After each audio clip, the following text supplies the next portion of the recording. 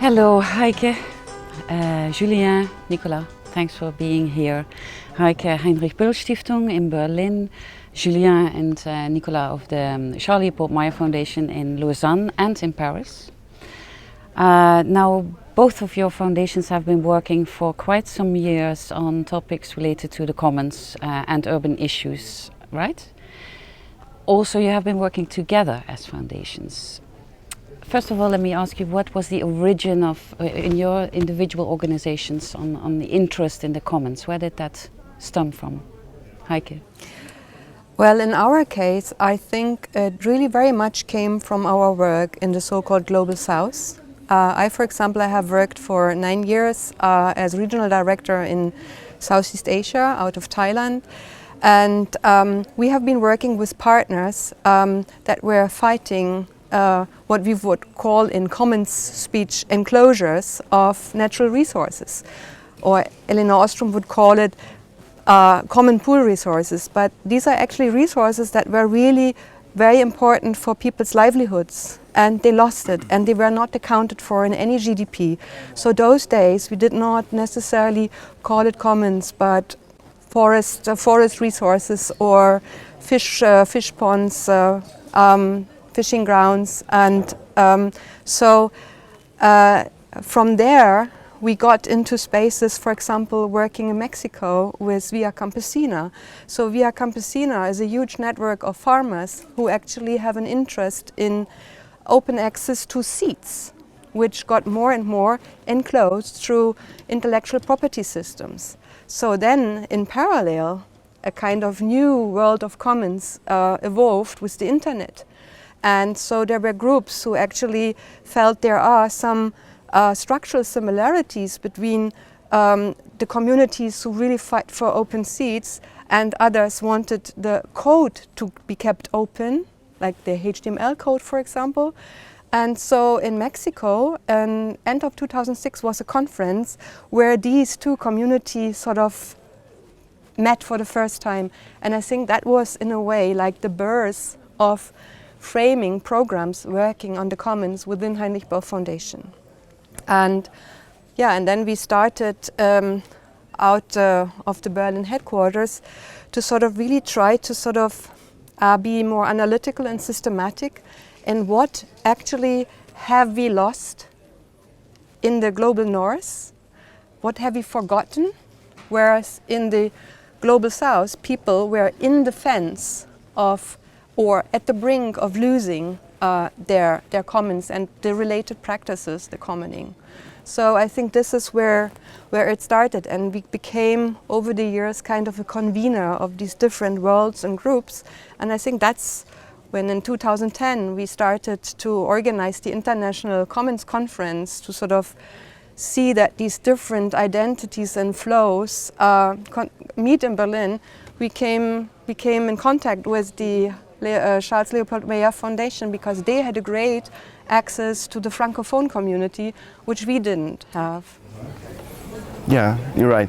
I think also one important moment in this short history is the Nobel Prize, the Economy Nobel Prize, which was given to Elinor Ostrom in 2009. And that was, it provided a kind of momentum for the commons to be as an advocacy paradigm, and also in our case, I think that the partners we were working with at this time started to understand the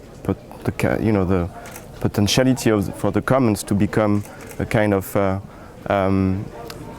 umbrella for different struggles. Mm-hmm. And we had partners involved in protecting the natural resources in the farming sector, for example, but also mountain people, because we are supporting an association of International Association of Mountain People.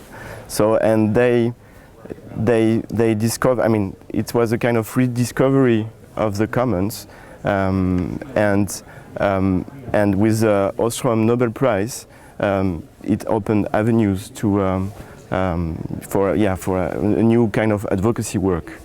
And so we followed this trend, and we also started to collaborate with the Heinrich Stiftung, which has a very deep understanding and analysis of the commons.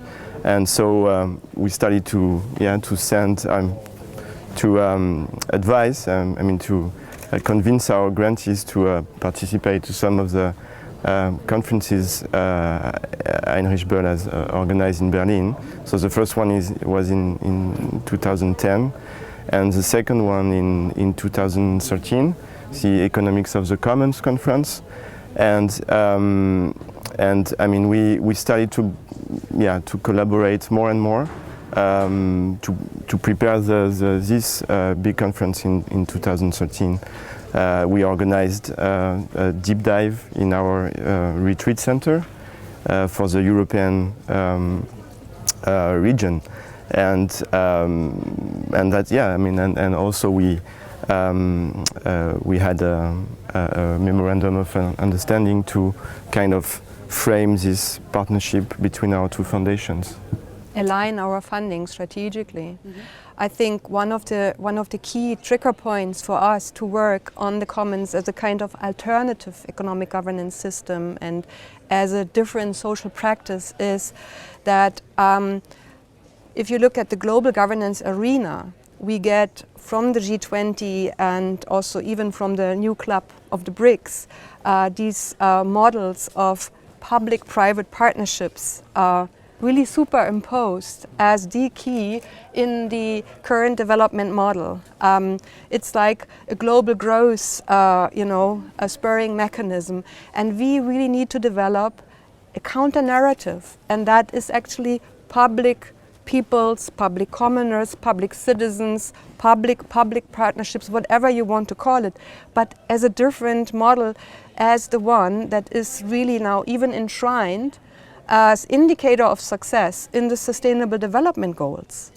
And as foundations, we take that responsibility, right, to also start perhaps a counter-narrative, or at least to research it.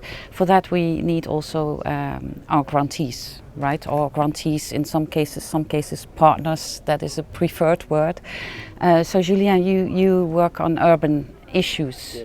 How are your partners involved in this conversation? It's in the partners that we have on urban issues, not all use the terms of commons, but in fact they define exactly the community-led processes, for example, to produce habitat. And what is completely the same with the commons is that it's an analysis of processes that are not market-oriented and not driven by the public authorities, but it's a third way, so to organize the production of habitat, for example, with the citizens and with inhabitants networks. And for example, we support a platform that is documenting now all the social production of habitat processes around the world, and they try to analyze which are the different ways that these communities organize themselves. For example, to have an access to land, or to organize themselves to plan the new houses in community, and to discuss the project and to manage it in a long term, really in a collective way. So it's really the common in practice, even if it's not always reclaiming the name of commons. But what is interesting, and I think it's something that we try to push, is to explain that all these different practices, if we can make links between themselves, for example, to link participatory budgeting process with housing cooperatives, with local currencies, and if you can link all these alternatives in the same territory, you can really make a new system that can maybe replace the one that is current now. And so this is maybe a goal that we that we dream on, and we try to contribute. So we have, can I say, a political foundation, Heinrich Böll Stiftung. We have a private foundation, like the ECF also is, but we are a cultural foundation. So what we really hope is that we can gather all the knowledge of our networks, our partners, and mobilize foundations as well together into the making of that new discourse. What is needed for that?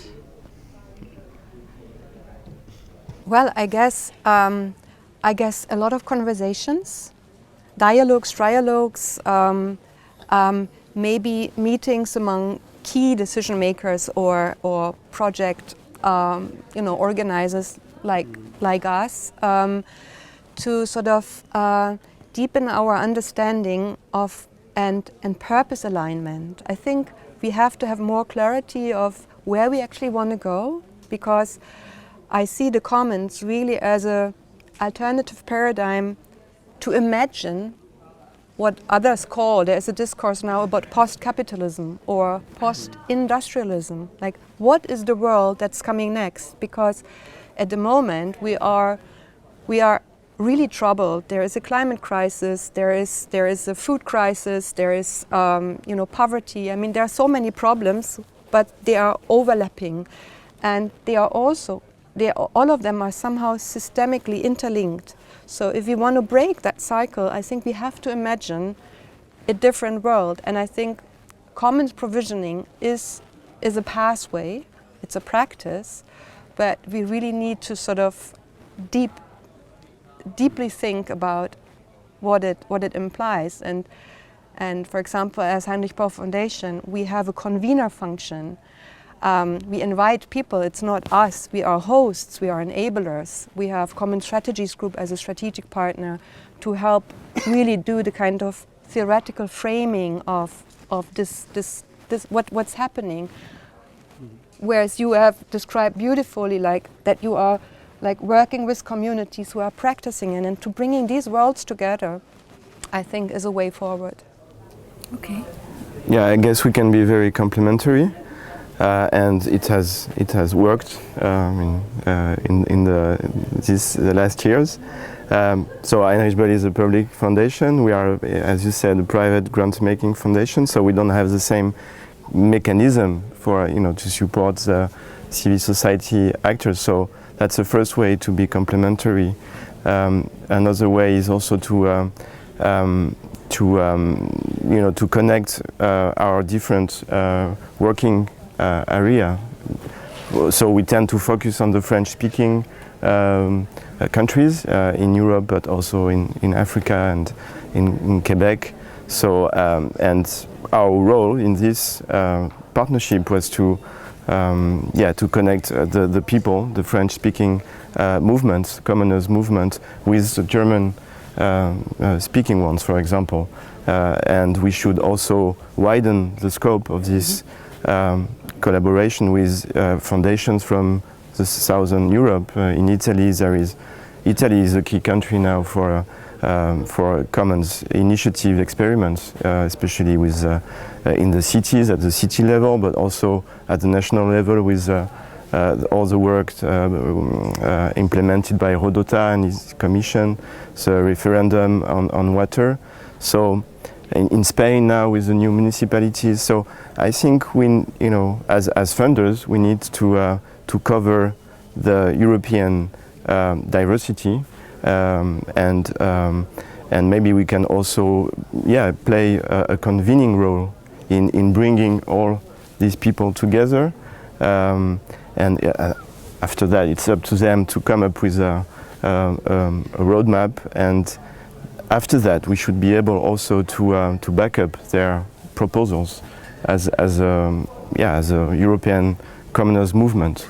So. And also forge alliances between people who do not necessarily label themselves as an identity like of commoners or commoning, but solidarity economy, sharing economy, peer-to-peer economy, care economy. I mean, there are so many identities out there, and this kind of convergence of movements, ideas, can make this whole transitioning pathway stronger.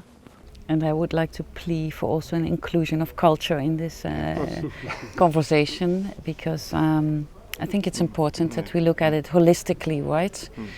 And not only facilitate the movement, but also try to, ourselves as foundations, try to really capture what's going on, and at the same time test and debate and be vulnerable and open and testing different grounds like we do here. So I hope you find this somehow inspirational also for these conversations amongst foundations. It all requires cultural change, because if the cultures are not changing, we are not going to get to this kind of transformation and societal change that we need.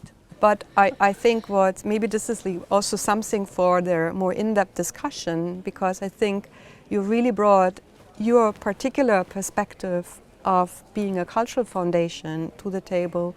And I think we need to better understand what do you actually mean when we talk about culture. Like, for example, when Michelle was speaking yesterday and said, like, well, actually, I'm not a very cultural person, I was thinking, like, Michelle, what are you talking about?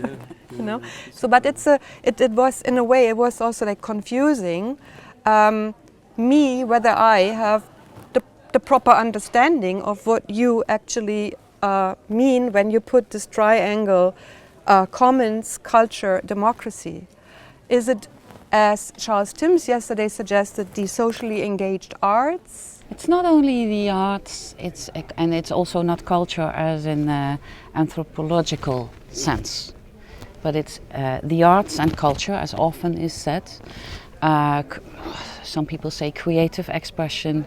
For example, this event, it's a cultural event. We see this as a cultural event with a lot of interesting, creative is always a dangerous word, but imaginative, independent thinking behind methodologies, challenging certain imageries. That's what you can consider culture, and I'm not the perfect person to define culture. We struggle with that. Everyone does. Culture is a very complicated term, but we are mostly interested in the creative expression and the thinking of individual thinkers and artists and creators who are not anymore working within a cultural scene. Only these sectors are not anymore so relevant. So perhaps in 15 years the European Cultural Foundation is not cultural, or there's another understanding of culture finally. But it's a good point, and one of our main challenges is also now to bring together people from different sectors in which we have these type of debates. So we're not only within the cultural sector talking about the same issues, or other foundations in the agricultural sector talking about agricultural issues. We're now seeing a convergence, and we want to bring this together, and this is somehow a platform for that. But for me, these people are cultural activists with a political sense, and I mean that's why it's not a big step to say that you are a political foundation in a way that it's not related to a political party, but it's promoting a certain vision of change, because we often say we want to change the society. But you can put a lot of meanings behind that. But for us, culture is a most important ingredient in society development. It's always been. It's what I said, independent thinking that is needed to build societies further. So that's why I would never plea for working only on cultural commons, for example. No, just integrate culture as a part of the whole conversation on the commons, because it just provides a method and an angle and a view that can be exactly the same as one of your grantees, for example, but done in a different way. So it's different type of storytelling, I would almost say. I used to run a program which was titled Arts Towards Cultures of Sustainability, and we used deliberately the plural because there is no one culture. There are so many cultures, but normatively defined as like enabling sustainability. I mean, our livelihoods on the long run, generational justice, you can actually build so many things in, and it has to do with cultures. But the arts play a very important role in making that transformation in the cultures of how we think about money, markets, state. There's relations. I mean, our mental infrastructures are somehow polluted, you know, monocultured. So we have to break out of that monoculture and go to a more pluralistic understanding of how we want to live and what it actually culturally enshrines. So I think. And I'm thinking of a very simple example perhaps, but sometimes you read a novel late in bed, if you still have time to read a novel, which can be very meaningful in your understanding of the world, much more than going to a library or access an online library and read theoretical scientific work. So. Yeah, but what we share, maybe it's really the ambition to address systemic change, which is possible with different means, and culture is of course part of the process, and activism too, and production of new thinking and new theoretical framework too, and so I think, yeah, you said we have to be complementary, and maybe it's that the key in the discussions between funders. But it's not always easy because we have all our own framework and our own language. Yeah. And, I mean, complementary with a common political agenda. I mean, agenda or vision. But Because that's what if you don't have, we need deep discussions to get there. No? well, I don't think we have to spend so much time. I mean, we already. Well, I don't. Yeah. Well, I mean, it's among the three foundations. Yeah. But I mean, there are more out there, and I think we have to also win them over. But shouldn't we be careful not to be preaching an ideology as foundations? I mean, for the European Culture Foundation, it's also very important in itself. We consider ourselves a window on Europe and what's going on through the arts and culture. Our partners are our antennas of what's going on. We work with critical media activists. We work with critical cultural activists. So I don't separate, by the way, between activists and culture. Let them come with the stories. Let them tell what's going on, and perhaps we can learn from that rather than that we as foundations go back to telling how it should be done. So perhaps we're we need to balance a bit.